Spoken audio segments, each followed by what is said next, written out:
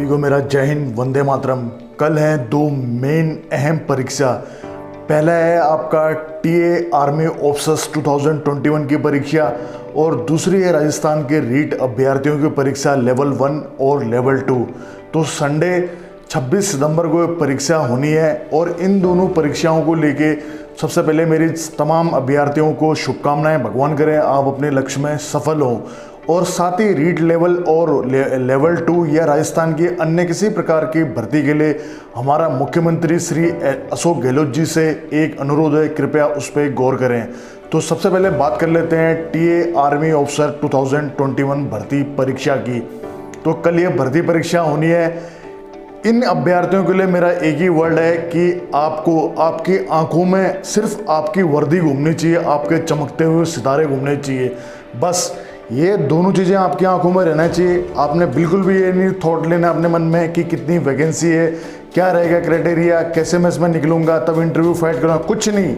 सारी चीज़ों को साइड कीजिए और दिल में विश्वास रखिए कि ये ड्रेस मेरी है और इस ड्रेस को मैं हासिल करूँगा और मैं उस महान फोर्स का हिस्सा बनने वाला हूँ जिसका विश्व में डंका बजता है, या जिसका इंडियन आर्मी यानी कि जिसका विश्व में एक सम्मान के साथ में नाम लिया जाता है।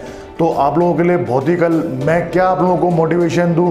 आप उस संस्था में जा रहे हैं जहाँ के दूसरों के लिए आप एक मोटिव बने, दूसरों के लिए आप एक प्रेरणा बनने जा रहे हैं। तो इस जो भर्ती में जा रहे हैं उनके लिए बस मैं यही बोल सकता हूँ, बेस्ट ऑफ लक।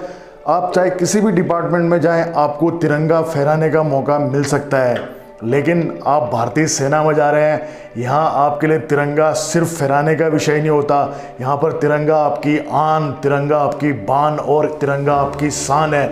और आप वो खुशनसीब हो जब बॉर्डर पे सीन आप एक बार इमेजिन करो, बर्फ़ की वादियाँ हो, बॉर्डर हो और वहाँ पर अपने देश का तिरंगा लहरा रहा हो और दुश्मन भी वो देख रहा हो, तो आपकी आंखें ही नहीं, आपकी छाती भी चौड़ी हो जाएगी और आपको वो गुरूर आएगा कि मैं शब्दों में वो चीज़ बताना मुश्किल है। तो आप लोगों के लिए सिर्फ यही कहूँगा कि बेस्ट ऑफ लक। कल आपका लक्ष्य है और उसको आपने हासिल करना है और मन में पूरा विश्वास, माता पिता का आशीर्वाद लीजिए, भगवान को याद कीजिए और अपनी जो आपने पढ़ाई करी है उस पर विश्वास कीजिए। आप लोगों को मेरा एक बार फिर जय हिंद, जय भारत। अब दूसरी बात कर लेते हैं राजस्थान रीट भर्ती परीक्षा लेवल 1 और लेवल 2। तो इससे रिलेटेड मेरा मुख्यमंत्री श्री अशोक गहलोत जी से एक अनुरोध है। सर, आपने कोरोना काल में भी बहुत अच्छा, अन्य प्रदेशों के मुकाबले आपने बहुत अच्छा यहाँ कार्य किया है, उसमें कोई डाउट नहीं। हम आपके कार्य की सराहना भी करते हैं। लेकिन एक रीट अभ्यर्थियों की बात नहीं कर रहा हूँ मैं, राजस्थान में तमाम भर्तियों की बात कर रहा हूँ। एक मेरा छोटा सा पॉइंट है कि जैसे मान लिया जाए, मैं अपना ही उदाहरण देता हूँ कि उदयपुर का बंदा है कोई, या उदयपुर की कोई बहनें हैं, उनका सेंटर अलवर भरतपुर यानी कि यहाँ से 500-600 किलोमीटर दूर आता है। तो सर, इस चीज़ में थोड़ा सा सुधार किया जाए। इसके लिए तरीका ये होना चाहिए कि अगर ग्रामीण क्षेत्र का बंदा है तो उसकी ज़्यादा से ज़्यादा परीक्षा उसका शहरी क्षेत्र में हो। अगर शहरी क्षेत्र का बंदा है तो उसकी ज़्यादा से ज़्यादा दूरी उसकी ग्रामीण एरिया में हो, उसको अपना डिस्ट्रिक्ट मिले, या उसको अगर अदर डिस्ट्रिक्ट भी मिलता है तो उसको नज़दीकी डिस्ट्रिक्ट मिले जो कि 100 किलोमीटर के दायरे में हो। इससे अभ्यर्थी का समय भी बचेगा, अपने आप को वापस रिवाइज भी कर सकता है। दूसरा, एक इतनी लंबी दूरी तय करने के बाद में एक तो ट्रैफिक की समस्या, दूसरी यातायात की समस्या, तीसरी ट्रेन में सीटों की समस्या, चौथी बस की। आज हम भले कितना कुछ कह भी लें कि निःशुल्क बसें हैं और बसों में आपकी यात्रा फ्री है। सर, आपने देखा होगा, ये वीडियो आप देख लीजिए, ये कैंडिडेट के हाल है, बेचारे करेंगे भी क्या। गंतव्य स्थान के लिए सेलेक्टेड बस होती हैं और 17 लाख अभ्यर्थी हैं। ये बात रीट 1 और रीट 2 की नहीं है, आने वाली भर्ती परीक्षाओं के लिए भी है। तो हमारा आपसे यही अनुरोध है कि कृपया सिस्टम में सुधार के लिए हम ये ज़रूर आपसे कहते हैं कि जो सिक्योरिटी है इस चीज़ को और टाइट किया जाना चाहिए। उसके लिए 2-3 मेरे सुझाव हुए हैं। जैसे कि मान लिया जाए परीक्षा पारदर्शिता हो, उसके लिए बंदों को यानी कि कैंडिडेट को एक ज़िले से दूसरे ज़िले भेजने की अपेक्षा है कि जो एग्ज़ामर हैं वो दूसरे ज़िले के दूसरे ज़िले में आ जाएं, क्योंकि उनकी स्ट्रेंथ कम होती है और दूसरे ज़िले में आएंगे तो वहाँ पर क्या होगा कि उनका कोई जान पहचान का नहीं होगा और परीक्षा में और पारदर्शिता बढ़ेगी। दूसरा चीज़, परीक्षा हॉल केंद्र में सीसीटीवी कैमरे लगाए जाएं। यही नहीं, गेट के अंदर जहाँ स्कूल की परीक्षा रही हो वहाँ कैंपस एरिया में चारों तरफ सुरक्षा के पुख्ता इंतज़ाम हो, उसके लिए प्रशासन अपनी तरफ से कार्रवाई करे।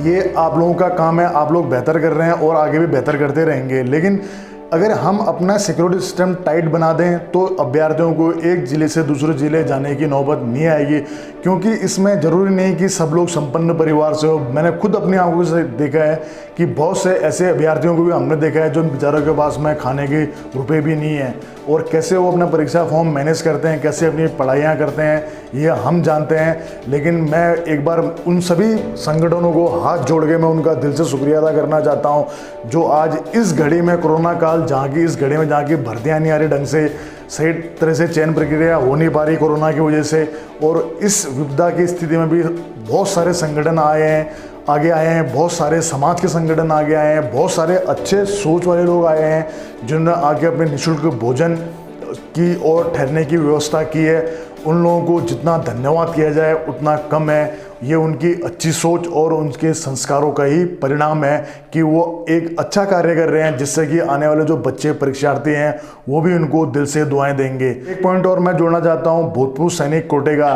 बात कर रहा हूँ भूतपूर्व सैनिक, प्रदेश के तमाम भूतपूर्व सैनिकों का, जिनको कि उनका जो एक्स-सर्विसमैन कोटा है सही रूप में मिले। सेंट्रल गवर्नमेंट में मिनिमम मार्क की अनिवार्यता नहीं होती, वहाँ मेरिट बनती है और लेवल के क्वेश्चन भी आते हैं जो कि सही भी रहते हैं।